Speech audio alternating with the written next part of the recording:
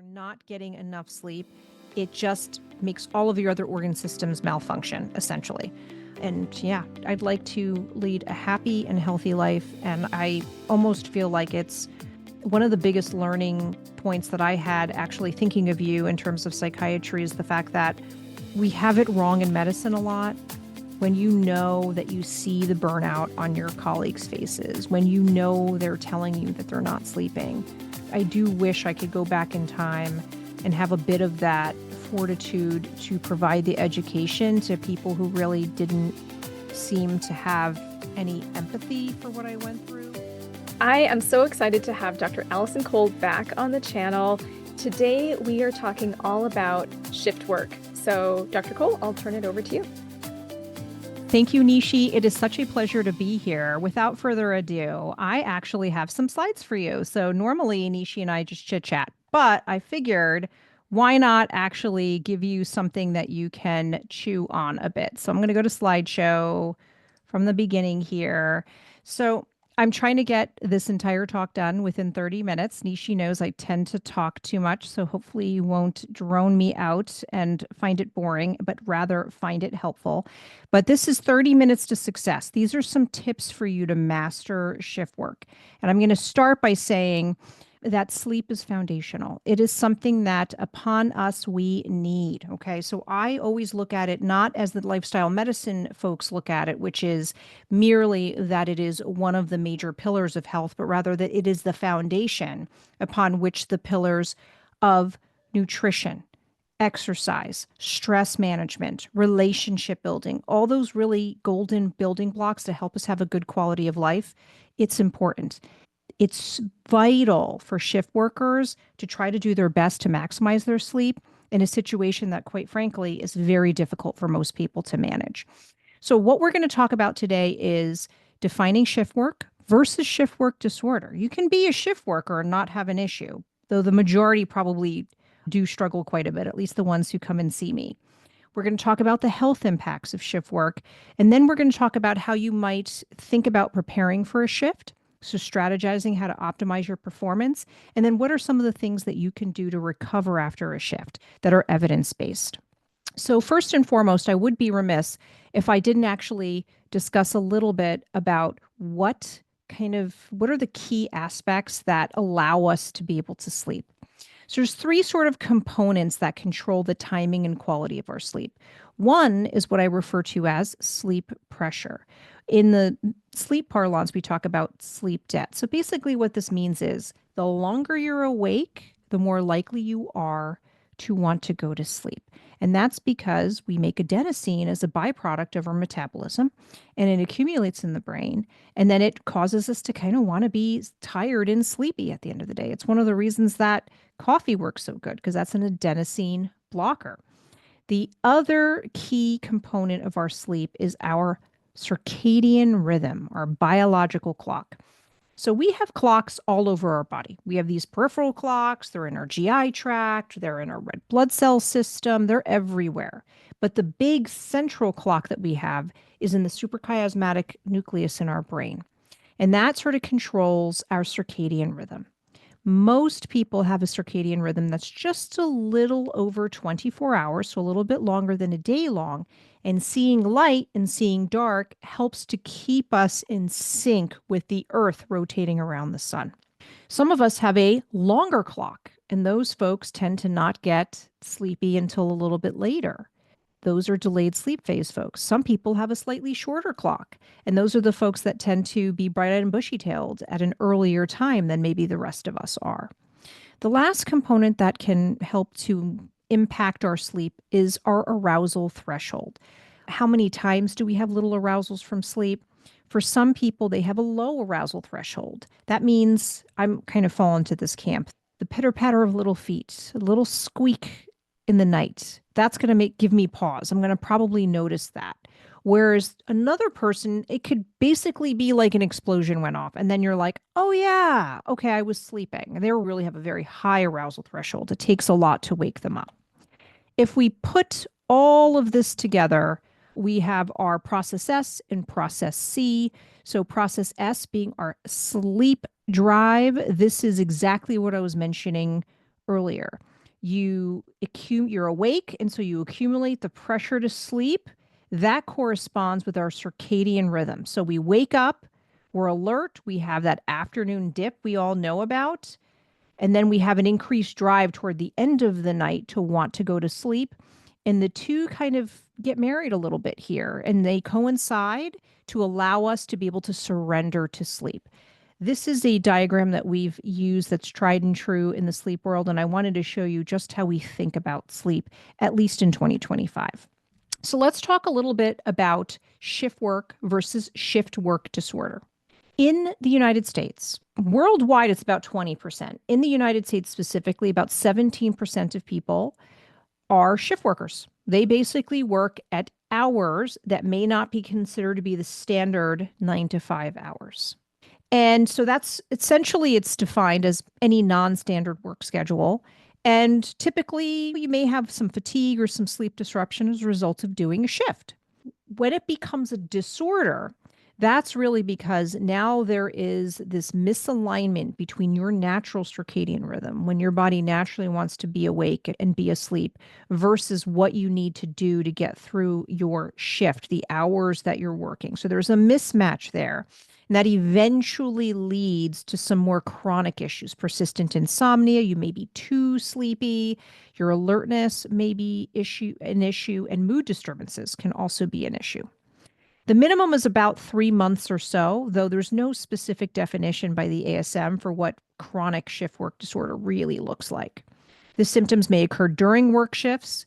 You also may kind of define it based on our sleep diaries that a lot of people have heard of, where we keep track of when you're sleeping, when you're awake. There's something here called actigraphy that I mentioned. This is something, to be honest with you, I think Nishi would agree. I don't really use this in clinical practice. It's an added tool. I think a good marker of actigraphy would just be what your Apple Watch tells you, what your Oura Ring tells you as a surrogate. This is a specific type of apparatus that I think there's still a few being manufactured. The big manufacturer was a company called Respironics, but they stopped manufacturing these units.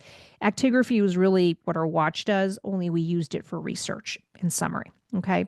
So not something you need to be too worried about. If you have some data on your watch, that would suffice for any sleep doctor that you're working with.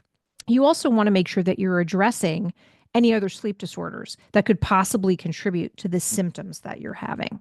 So what I want to point out here, though, is I'm giving you all the universal definitions of how people approach shift work and defining shift work disorder. I actually have a problem a little bit with the definition of shift work. This is where Dr. Kole's inserting her opinion, which is it's really important to remember that who you are intrinsically, your chronotype, what type of a sleeper you are, what your natural circadian rhythm is.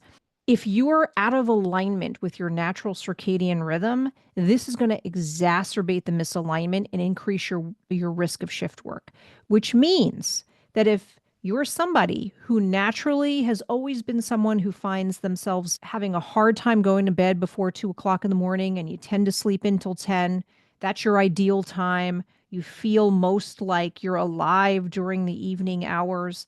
If I gave you a 9 to 5 job and you had to commute, so you needed to be up at the latest 8 a.m. to get to work, guess what? That's going to be shift work for you, even though it's a normal hours. So normal hours is different for everyone, and this is something that the definition lacks. So let's talk about the acute health effects of shift work. This means what happens kind of almost immediately when you start doing shift work. Well, cardiovascular changes have been documented. So an increase in 24-hour systolic and diastolic blood pressure. This should not be happening. What normally happens when we go to sleep is our heart rate drops, our blood pressure drops, and sleep is supposed to be restorative. So it's supposed to drop and remain dropped throughout the course of the evening. And this correlates with blunted blood pressure dipping. This is what I was getting at. Your blood pressure, your heart rate do not decrease appropriately during the rest of the evening, and this portends over time to be one of the markers that may increase your risk of eventually developing hypertension that needs to get treated, high blood pressure. You also have sleep disruption. I think this goes without a saying, but you essentially have reduced sleep duration. So depending on where you read in the literature, One of the studies I found, which I thought was quite profound, which is why I talk about it here, is they took a small group of folks and they looked at their sleep. And what they noticed is when they went on shift, they slept half as much as when they weren't on the shift. That's crazy. I mean, half. To be fair, other literature suggests that your sleep is in general reduced for shift workers by 25 to 33%. So you're going to have less sleep overall. It may not be 50%, but in some people, it could be quite severe. I would argue my situation was very severe. I definitely decreased the amount of sleep I was getting when I did shift work by half, for sure. And the quality of sleep may change because you may have more arousals from sleep than you normally would if you were sleeping during your normal circadian timing. You may actually notice that you're taking longer to fall asleep or that you're awake during your during your sleep hours, which normally does not happen for you. Okay. Again, remember, this is about misalignment. Your suprachiasmatic nucleus senses light. You have a natural sort of biologic rhythm that is how you were born and who you are. And this gets out of alignment when you're working shift work. This means the rest of your clocks get out of alignment with shift work as well. And we do see issues with people having GI problems and other types of risks that we're going to go into long term when there's this chronic misalignment.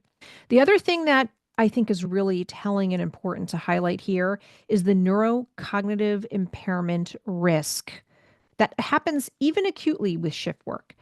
If I were to keep you up for 24 hours in a row, this is sustained wakefulness. This produces performance decrements that are equivalent to essentially being drunk.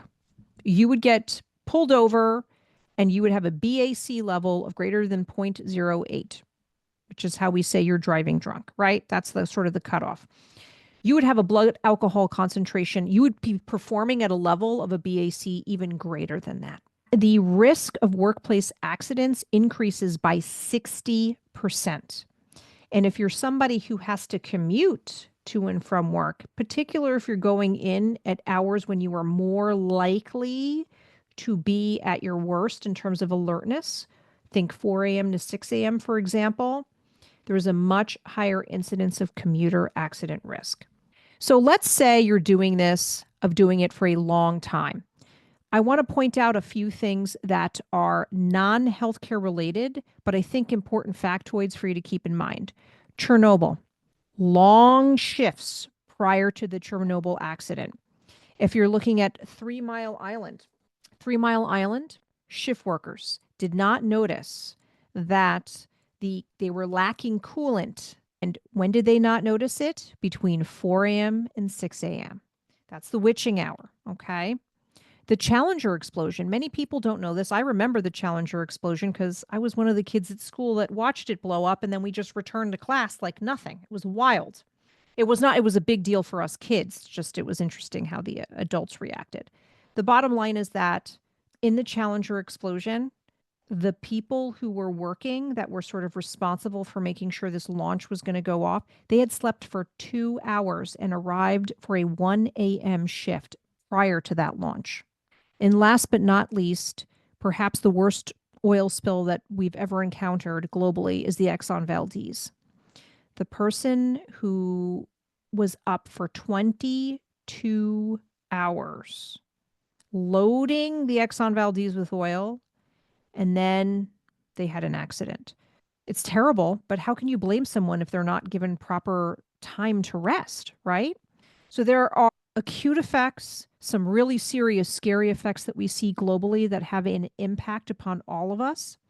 And then you have the physical aspects of chronic shift work. Again, what I was telling you was we don't have a great sense of what chronic shift work or what defines that necessarily, but a lot of the literature supports maybe going back 5 years, for example. So I'll use that. As you can see, there's a lot to learn when it comes to clinical sleep medicine, and we're just scratching the surface. If you are a physician or a health practitioner who wants to learn more about clinical sleep medicine in a practical way that you can use in your everyday clinical work, then get my free sleep mini course. I'll put the link to that in the video description below. You can also get it at intrabalance.com/doctors. But the bottom line is that 40% there's an increased risk of cardiovascular disease and metabolic risk. So this includes hypertension, sleep disruption, heart attacks, strokes, obesity because our hunger hormones get out of whack, diabetes mellitus, perhaps from gaining weight, plus just metabolic disruption from having our circadian rhythm not be aligned. The other thing that was very impactful, and I recall this literature coming out back in 2019, is that it is now being called by the IARC as probably carcinogenic to work shift work, specific to cancers, breast, colorectal, prostate, digestive, skin.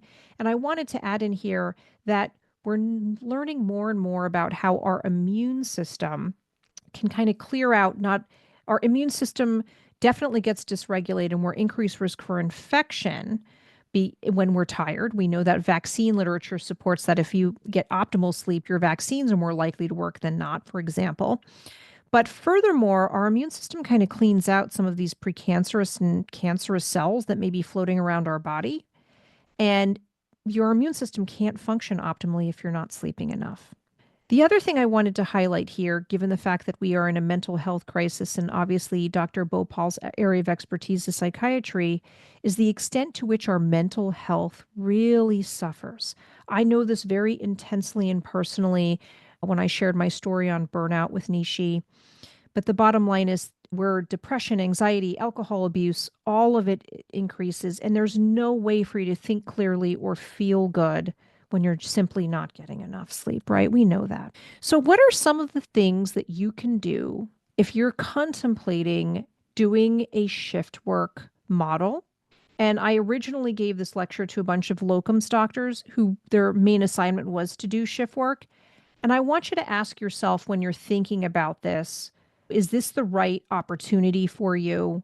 And what does that mean necessarily? So, one question is, are you a morning or an evening person?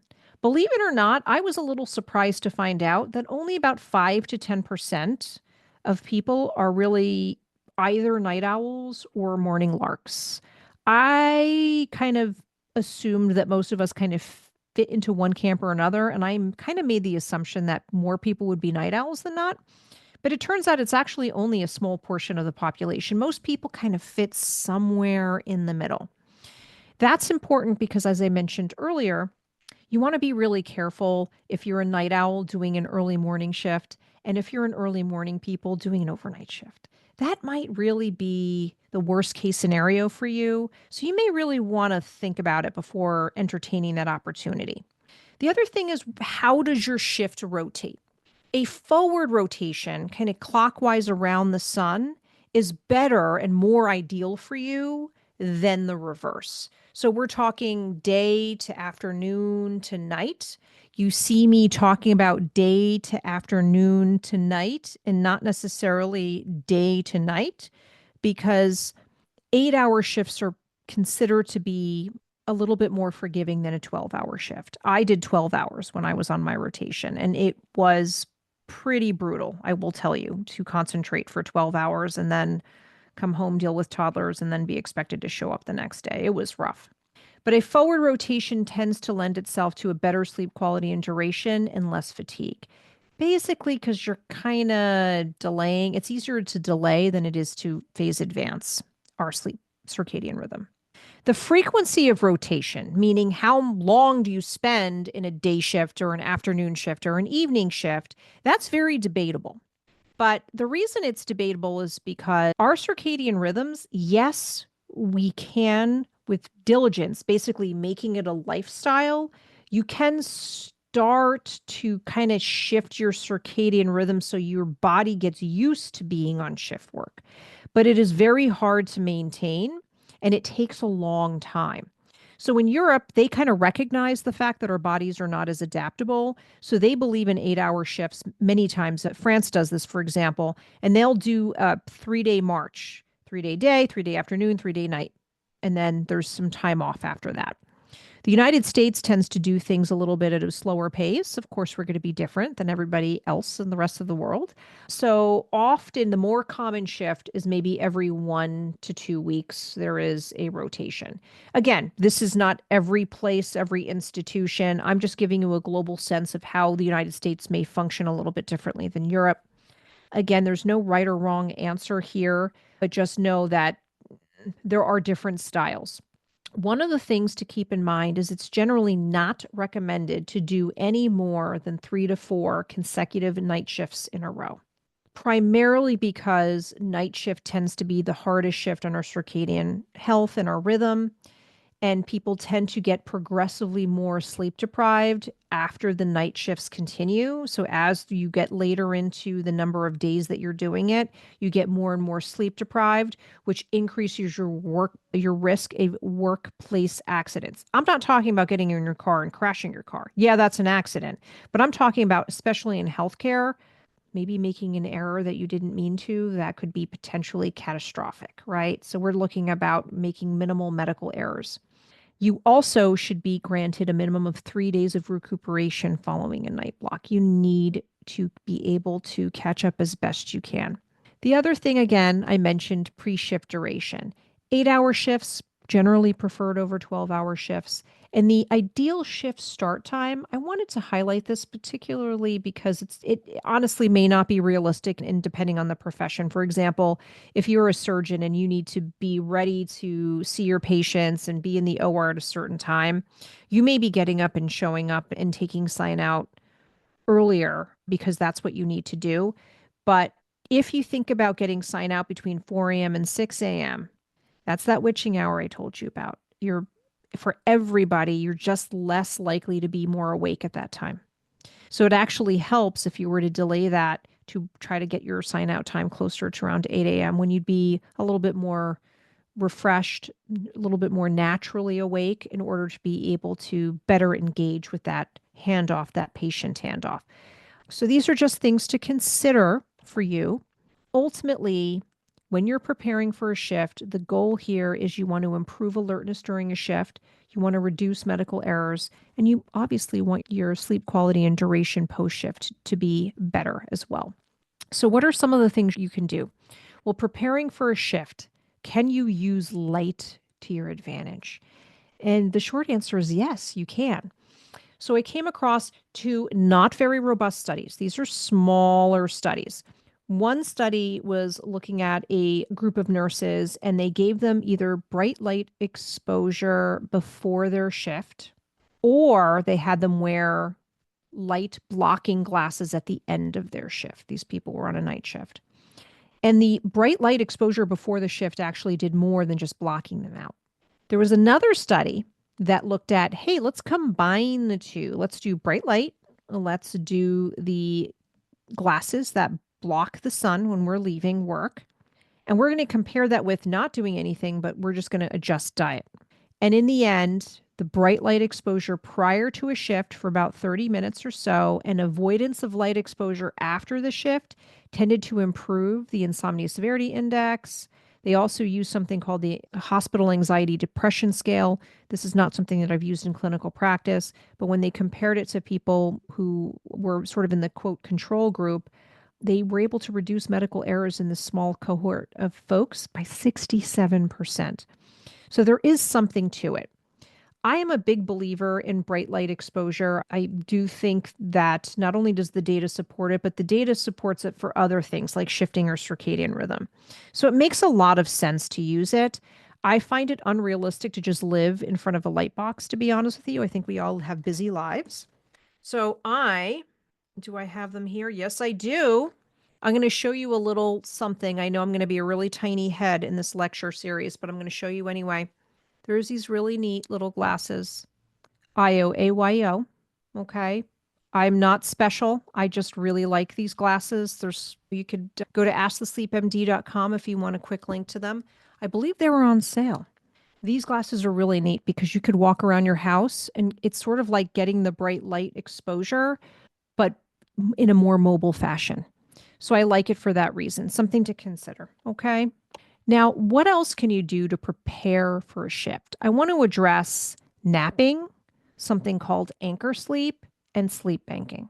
So, napping, in addition to the bright light and wearing those dark glasses, get a cool pair, get ones that are not so cool that you can put over your regular glasses that are sort of like the what you see elderly folks wear, that's like after they have eye surgery. Regardless of what you do, try to really get ones that block out all light as much as you possibly can. When to use napping? Well, ideally, you're not looking at about an hour and a half, 2 hours, 3 hours of napping. What you are looking at is a 20-minute kind of power nap. If you want to get extra fancy, you could couple that with some coffee. So that's referred to as either a coffee nap or a nappuccino. I love that term. And before your shift would be ideal. And oftentimes this sometimes happen in healthcare for the night shift crew, they may allow you to actually take a 20-minute nap during your shift. Obviously, taking one earlier in your shift is just logically going to be better for you. Though they did do a small study where they had nurses either doing excuse me, this study was not nurses. I believe this was a crew of, oh no, number two was done with nurses. The duration, there's another study that was looking at folks that worked for an airline and they were like the air crew mechanics basically that fixed the airplanes. So they've looked at shift workers that work for an airline. They've also looked at nurses. The bottom line is that 1 a.m. to 3 a.m. or 3 a.m. to 7 a.m., if you can get in a nap there, they tended to kind of feel more alert, kind of had a better shift than if they didn't. The other thing is this concept of anchor sleep. So what do I mean by that? Sleep occurring at least half of the time normally reserved for sleep. That sounds like a bunch of mumbo jumbo. So here's a real example for you. Let's say you're somebody who was a natural delayed sleep phase. You're somebody who a normal time to sleep would be 4 o'clock in the morning and you can sleep till noon.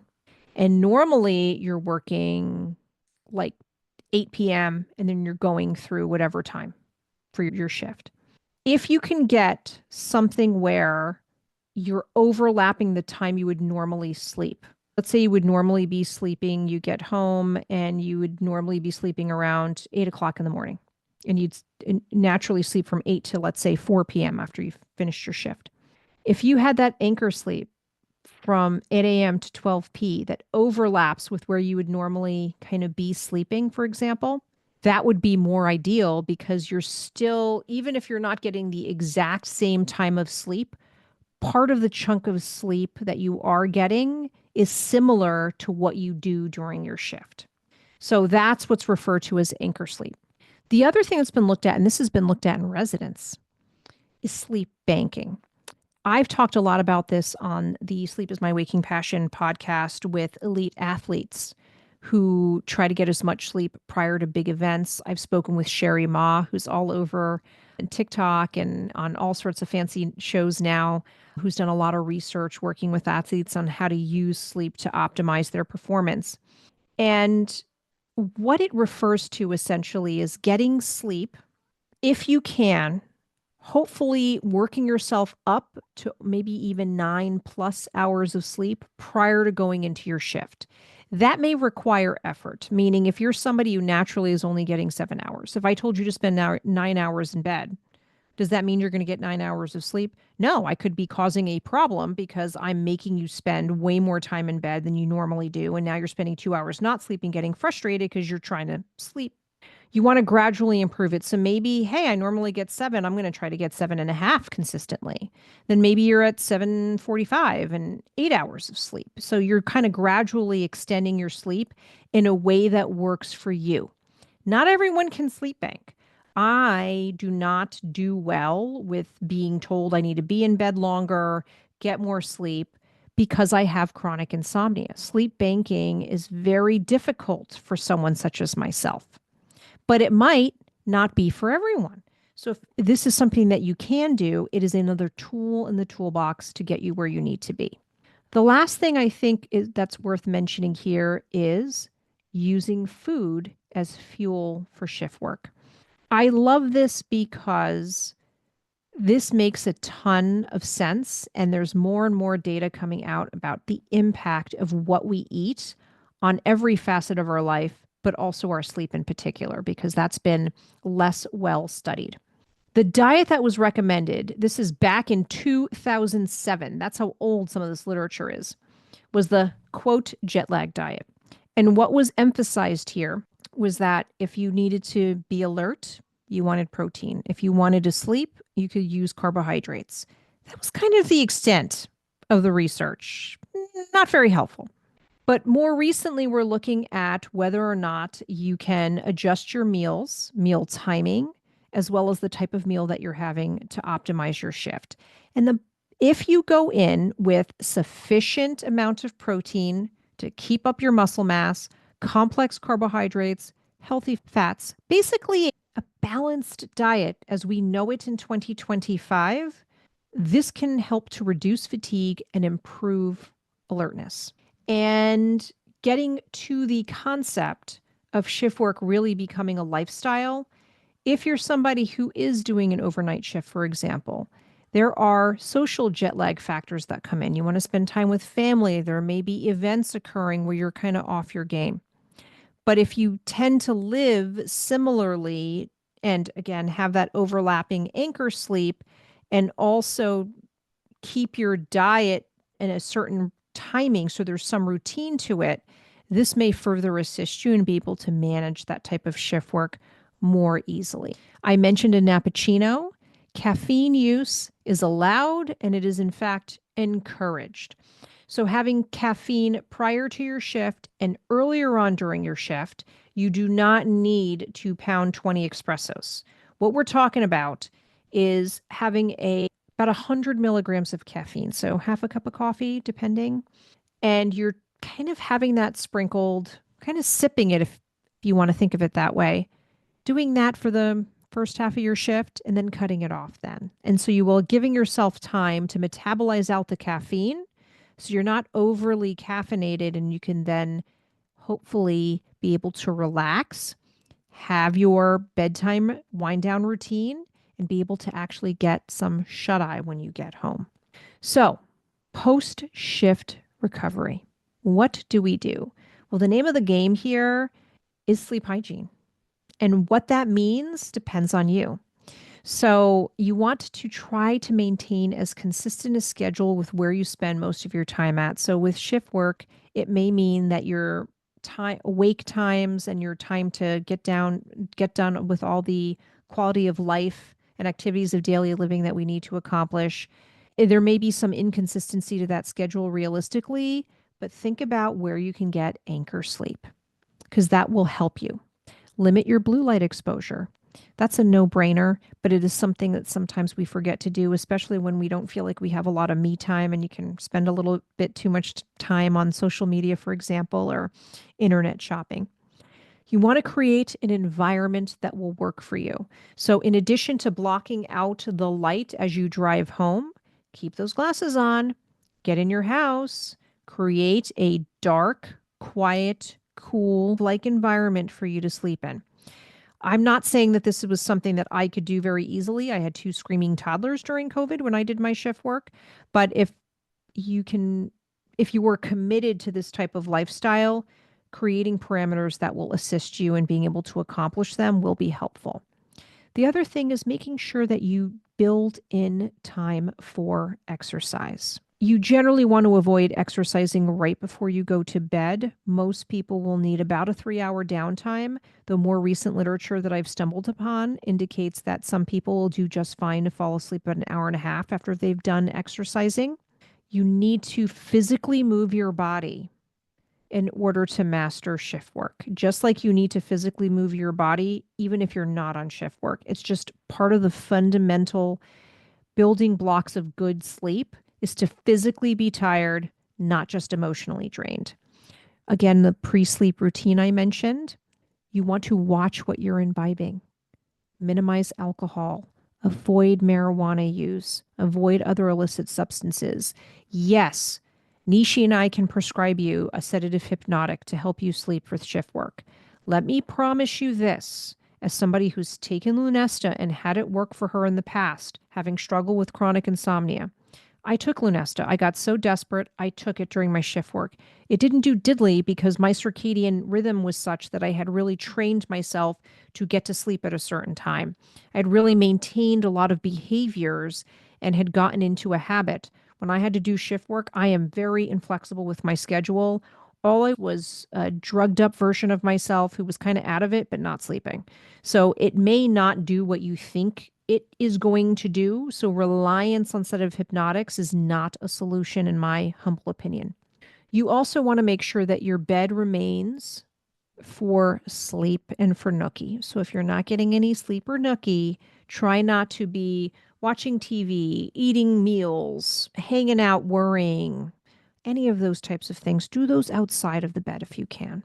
The last 2 points I wanted to emphasize is lifestyle adjustments. I mentioned the concept of social jet lag. Hey, I normally work all night and then I go to sleep at this time, but now there's a party that I need to be at. See if you can incorporate some anchor sleep. Maybe you cut your amount of rest short for that day, go do the activity, get home, and then reconvene with sleep. And lastly, allow yourself to surrender to sleep as much as you can. You just got to let yourself relax. It is hard to do when you're, I don't know. I feel like shift work for me was almost like a constant fight or flight situation. Now, granted, it was during a pandemic, so I might be skewed in my philosophy there. But these are just some ideas on how you can sleep well during shift work. And that is it for me. So I want to finish by thanking Nishi. Thank you so much, Nishi, for this opportunity to speak with everyone today who's listening. If you're interested in learning more about sleep, please go to my podcast, Sleep is My Waking Passion.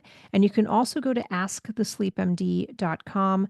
This is where you can find more blog posts. But also, if you're interested in working with me, I'm happy to work with you one-on-one. This is a very personalized concierge level service, and we can really get into the nitty-gritty of your sleep and how I might be able to help you optimize it. Thank you.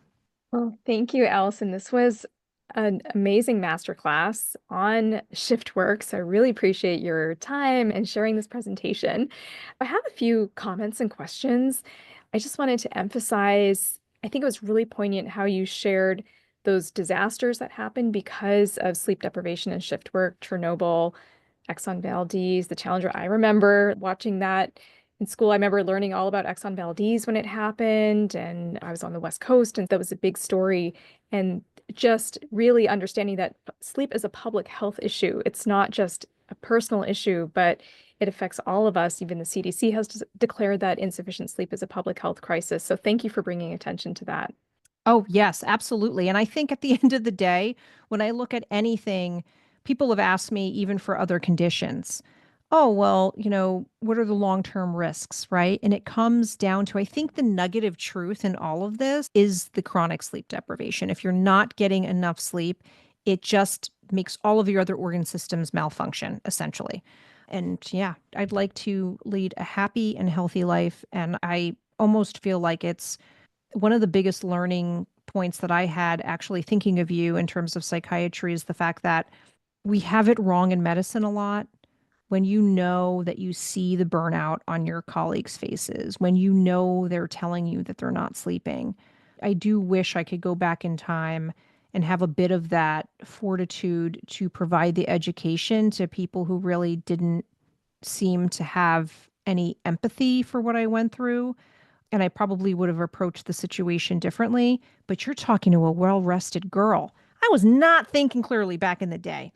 So while I may wish it, I also understand that realistically, I think I was in the place I was at simply because I was not sleeping. And I take that to heart when I see the suffering. And also when people sometimes tend to bite your head off in medicine and everything, I'm like, did you get enough sleep? I think that should be the number one question, because you can really give a lot of grace to folks that are just, you're not thinking right. You're not in your clear right mind. It's such an important point, and I remember being a sleep deprived resident and doing night float, right? Like doing the night shifts, and that's Oh, the night float. oh my God. And it's so opposite of my natural schedule. And yeah, it was like physically painful. I remember having like physical discomfort in my body because I was working on this schedule that was opposite to my natural circadian rhythm. And I really liked how you pointed out the limitations of the definition of shift work disorder, being that standard is 9 to 5, but not everyone fits into that 9 to 5 schedule. So that's something we just need to be aware of as physicians, as clinicians, listening to our patients that they may have a delayed circadian phase. They might be a night owl who's trying to work a 9 to 5 schedule, and that's shift work for them. That's just Hmm. something that we need to be on the lookout for. Absolutely. I agree. I did have some questions for you about medication options. You mentioned how sedative hypnotics aren't really all that effective when it comes to shift work, and my experience has been the same when I'm treating patients for shift work. What are your thoughts on stimulants like modafinil or other stimulants that are sometimes prescribed for shift work disorder? I think that is a wonderful point that you're making, Nishi, which is, yeah, there is an indication for use in modafinil. And I believe now I don't get any money from the company, so I'm not beholden, and I'm not where this is not CME in the classic sense. So I can kind of say a little bit what I want. And I'm just going to preface this by asterisking. I don't think it's been published yet, but I even think there's a new stimulant, solriamfetol. It's been out on the market for a long time, Sunosi. And I believe they're actually thinking of getting or applying for an indication for shift work as well. I know that was something that I don't know if the phase 3 data has come out yet or not, but I would imagine it would be effective because it sure is effective for obstructive sleep apnea in my personal prescribing experience. But it is absolutely a tool that we can use. I think everyone who is listening needs to understand that you got to figure out the timing, meaning just make sure it's not going to exacerbate your insomnia come the morning, because that's not just be if you're not getting any sleep, no amount of stimulant is actually going to fix that. It can help a little, but you still need to be able to maximize the amount of sleep you're getting. So it needs to be done with all the other things I talk about. But is it a tool to help you at least feel more alert and feel like you can get your through your shift? Absolutely. And I have used it for someone. They happen to have obstructive sleep apnea, which is the most common indication, but they also needed to be on time and be alert for their kids. And we were able to make that happen for them using it. Modafinil, armodafinil, and solriamfetol probably, I generally stay away from any of the amphetamine-based medications unless I'm absolutely forced to use them in like a central disorder of hypersomnolence person, like a narcolepsy or IH. Often because insurance plans are like, this is cheap, even though it's speed. So here you go. But I think that's a really great point is absolutely can be used. And it should be if that's appropriate for the patient. They need to be aware that it may eventually raise their blood pressure, which is a risk of doing shift work in the first place. So pay attention to what your blood pressure is doing. Again, you've got to do all the other things to stay healthy as well. Great. What Yeah. about you?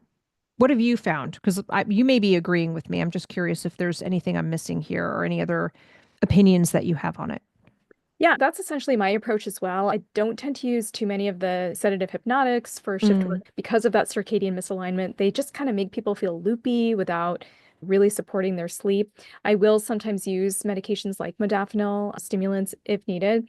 But you know what? Ultimately, I will have a let's get real conversation with my patients about, okay, is this really a sustainable schedule for you? And for people who are really struggling, and I know not everyone has the luxury of being able to change their work schedule or get a different job. So in that case, we will use the tools that we have, everything you just mentioned. But I will talk to people about like, look, this is having an impact on your mental health. They come to me because they have anxiety, they have depression, they can't sleep, and it's just not good quality of life. So in many cases, I've actually supported patients in switching to a schedule that is more aligned with their circadian rhythm. And we'll fill out paperwork, we'll provide documentation to support that. I've done this a lot with nurses, actually. I have quite a few patients who are nurses who are working the night shift. And so I'll support them through that process. And usually what I find is they'll come back and they feel so much better. They have better mental health. They feel like they can live their life to the fullest. Their blood pressure goes down. They're not relying on these medications anymore. In some cases, we've been able to scale back on their antidepressant medications And it's a simple thing, right? Different work schedule has such a big impact on their life. And it's funny because I'm sitting here, you've given me the venue to spout off all about shift work. And I will tell you that I am a shift work failure. I discovered for myself that ultimately my mental health meant that I needed to back away from all the shift work that I was doing. And fortunately, it just went back to my routine schedule. But even that, which was challenging pre pandemic, put the shift work on top of it, and it was just simply something that was a no-go zone for me. And my entire career has pivoted as a result of that experience, which isn't a bad thing. It really isn't, because in the end, I feel like I'm living my best self. And I'm like, I can say the little old lady, future me, Lord willing, is very pleased with what she sees. She sees that I was able to spend more time and be more present with my kids, et cetera, et cetera. So really think about that if you have the opportunity. And sometimes you can make opportunities, even if you feel like it's impossible, and never lose sight of the fact that you do have a choice. Sometimes it feels like you don't, but you can. You can. You're just an amazing example of that. And sometimes as physicians, we do feel like we're stuck, right? There's so much burnout in our profession. And I've worked with physicians who do shifts and they're like, nope, there's no way. I can't do anything else. This is my job. Like, wait, okay, let's maybe shift into growth mindset a little bit and get creative and explore. And I think you're a perfect example of that. And I'm so glad that you made that change because you're now offering so many wonderful things to people, including your Sleep is My Waking Passion podcast. Could you tell us about that? And then if people want to work with you one-on-one, what's the process to do so? Thank you, Nishi. So, sleep is my waking passion. Please go ahead and follow me and check out a video. Please watch it till the end on YouTube. Become a subscriber. That is my number one ask. I'm available on Apple, Spotify, all that good stuff. But YouTube is where it's at right now. So if you could go there, that is the place where I'm looking to have the most growth, honestly. And it's working. This message, I figured it out. It's working. YouTube is a wonderful platform. Plus, I kind of like to look at people when they're speaking. And so I kind of feel like it's a little different when you're just on a podcast and you're just listening. It's equally as good in the sense of the content, but I do think there's something special about YouTube. In terms of working with me, there are a couple ways to do so. You can go to oak.care/sleep. I am on ZocDoc, so you can make an appointment directly there. If you'd like to get in touch with my staff, they are wonderful. They work on West Coast time. They are very responsive and will get back to you as well as to me. They always include me in that conversation. It is a concierge practice, meaning if you want me to see you tomorrow, I will see you tomorrow. So even if my hours say, oh, she's only in this bracket, just tell me when you want me to see you. I will make the time. Those hours are likely to expand in the near future as well. It's for me, I give you Nishi, thanks to you, I use Reimbursify now. So I'm able to provide essentially a super bill and we can submit it for you. If you sign up for Reimbursify or if you'd rather submit it yourself, we can provide you with the super bill. And the goal here is one-on-one to optimize your sleep. I can manage sleep apnea. I can treat your insomnia. I can manage your restless legs, any sleep disorder that you can think of. I can help to manage. The one thing, and I don't know if you do this in your practice, but I love central disorders of hypersomnia, but because I would much rather be able to meet a person and I do a lot of telemedicine, that's my practice right now. I don't generally see narcolepsy or idiopathic hypersomnia in my practice, but I will refer you to people in your area who I think are good. Not because I can't do it, I love it and I actually miss it, but because I think you need the best care possible. And my concern is I can't give you that via telemedicine platform. Others may disagree, but for me, that's where it's at. If you're curious about weight loss and you have sleep apnea and you're thinking about weight loss medications, that is also something that I feel very comfortable doing. So if you can think of it in sleep, I am here to help you. You don't have to wait 6 months to go see someone. You don't have to stress about if you can see folks that are out of network. Take advantage of that because we exist. People like Nishi and I exist. My visits are 60 minutes. for your initial consultation, 30 minutes for follow-ups. I really want to spend quality time with you, getting you to where you need to be and treating you as holistically as possible. Do you see people in California only or in all states? Yes, I see folks in California, New Jersey, New York, and Georgia. I will put the link to your YouTube channel in the video description underneath this video. So everybody go and click on that link, subscribe to Dr. Kole's channel. And then if you want to work with her and you're in one of the states listed, I'll put the link to that as well underneath this video and you can check that out. This was truly a masterclass. If you are struggling with shift work or if you're working with patients and you're supporting them with shift work, save this video so you can go back and watch it again because there's so many pearls shared. I know I'm going to be rewatching it because there's lots of really good information on the slides that I want to go back and revisit. So thank you again, Dr. Kole, for your time and your expertise. Thank you. I appreciate it.